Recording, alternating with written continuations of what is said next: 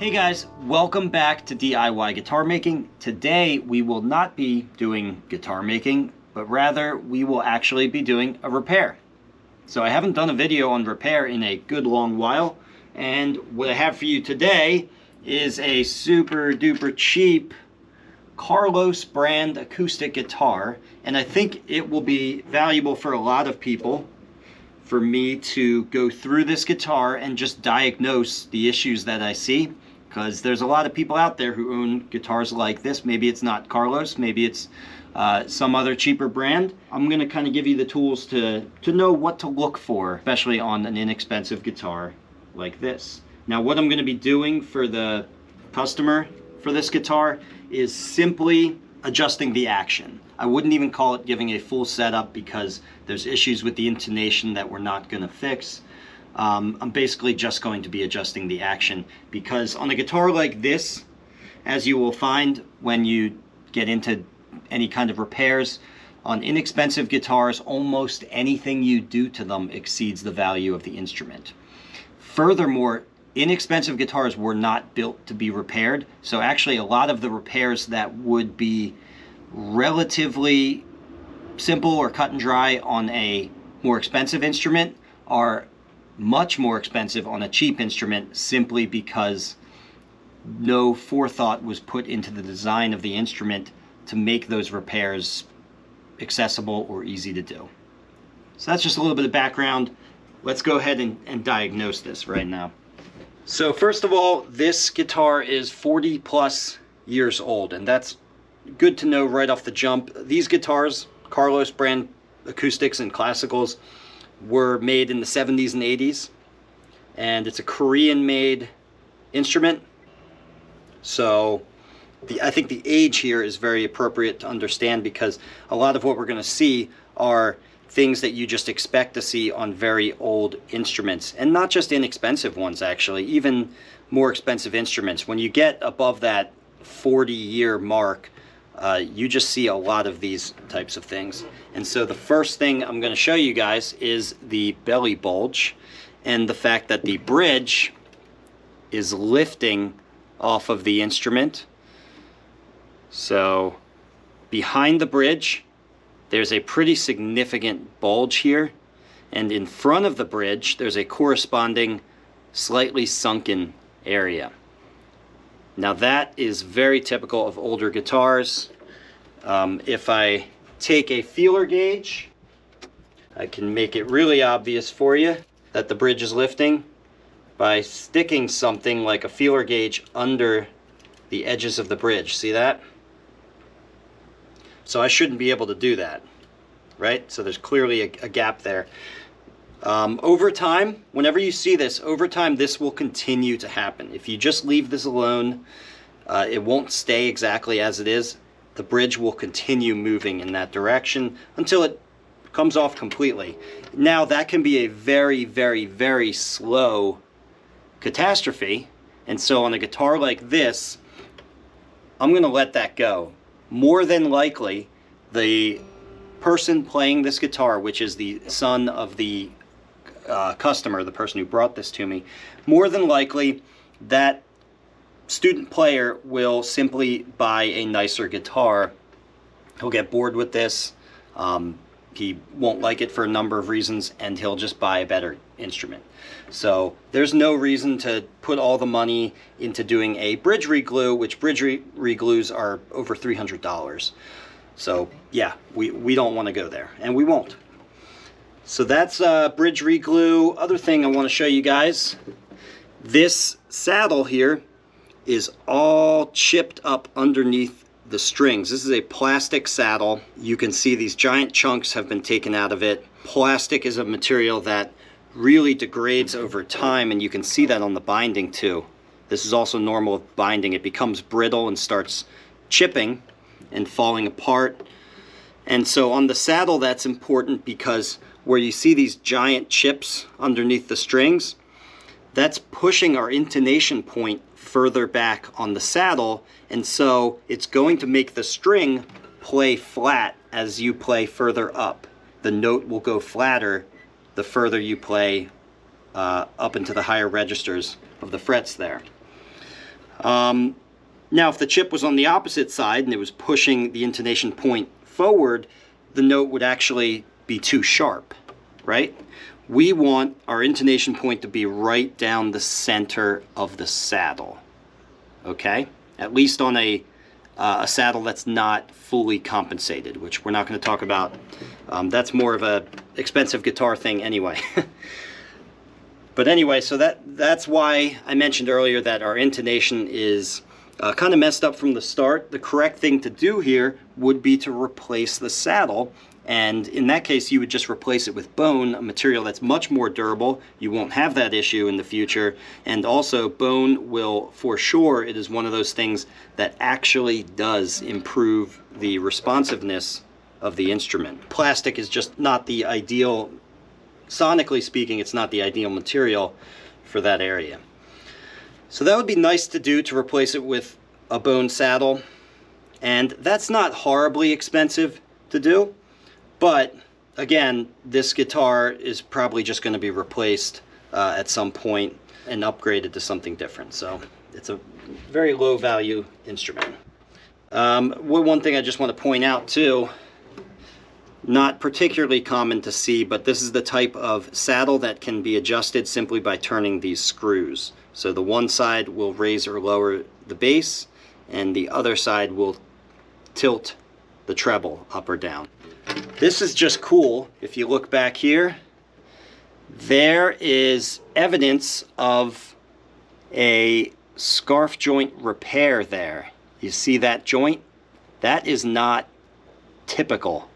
That is not what you would see coming out of the factory. So at some point, someone, this headstock snapped and someone did a good repair on that. That looks like a quality repair to me. So that's just cool. Yeah, I have no problem with that. Looks like it was well done. Another thing, these frets are super low. We cannot get another fret level out of this fret wire.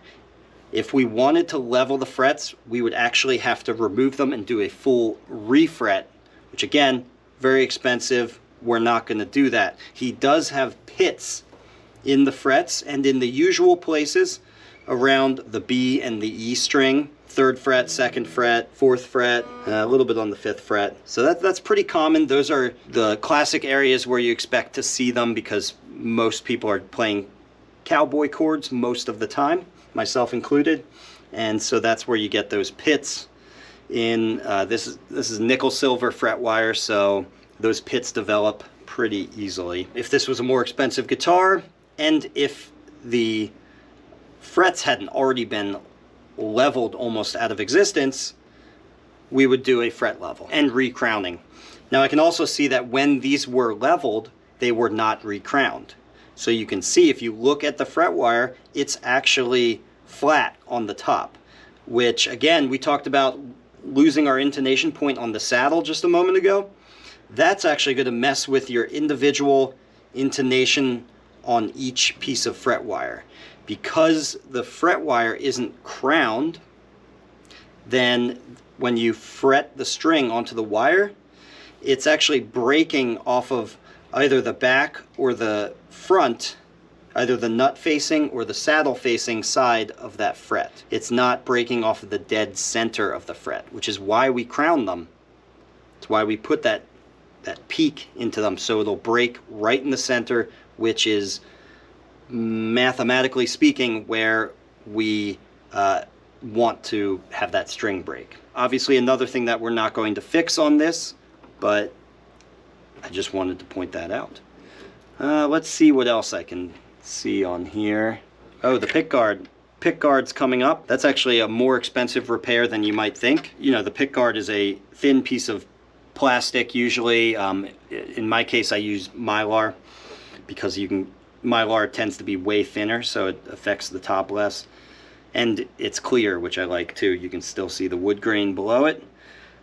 In this case, this is just a plastic pick guard. You would think it would be inexpensive to replace it because it's plastic. It's an inexpensive material, and it could be inexpensive, but in a lot of cases when you go to remove these, you can damage the finish, or even if you don't damage the finish, there's just a lot of nasty residue behind, so it's hard to remove this in a way that doesn't damage the aesthetics of the top, and then you ultimately would end up repairing the damage that you made. So that's why that becomes a more expensive problem than you might think it is.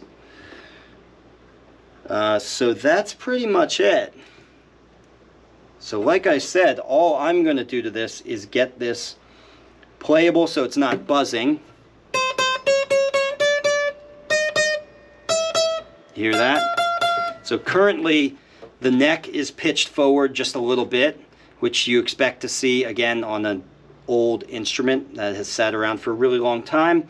The neck is bowed, giving us a relief of about 12 or 13 thousandths of an inch as measured at the 8th fret.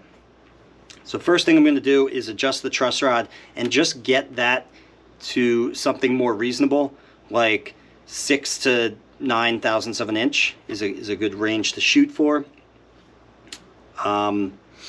Once I get that relief more reasonable, then I'll turn my attention to the saddle and probably raise that a hair to get this playing clean without buzz, or at least not buzz, you know, everywhere. Because again, we do have pitted frets, so some buzz we might just have to accept. We'll see. So anyway, this is, you know, basically a repair for a friend of my dad's, and it's not something, you know, it's not a, this isn't like guitar restoration or any hardcore Luthery stuff here. This is your bare bones, just get this playable for a student, a brand new player kind of work, okay? And actually this thing keeps rattling, so yeah, I'm just gonna take a screwdriver and tighten that jack down. Okay guys, I'm back. There's actually one other little interesting issue I want to show you with this guitar. I actually went ahead and fixed that buzzing problem, so that all plays clean now. But what I hadn't noticed before, we have a different kind of buzz. You hear that? This is the kind of buzz that can drive people nuts if they don't know where it's coming from. This is actually the tuner head. I don't know if you can see that little bit of wobble there. It's a little bit loose.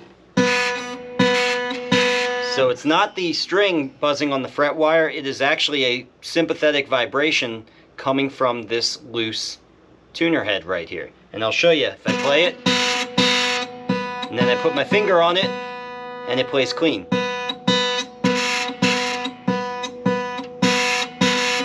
Yeah, that's atrocious though. So this is actually a simple fix on most guitars, because most guitars have a little screw. Here, I'm going to show you on a more high-end, not even high-end, just a, you know, a decent tuner.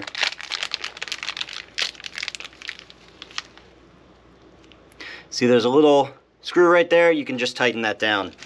These cheap plastic heads, though, don't have anything like that. So essentially, you either got to live with it or put some glue in there. You know, with some glue, I think we can silence that. Well, I hope that was interesting to you guys. I hope you learned something out of that. And I'll see you guys in the next one. Bye for now.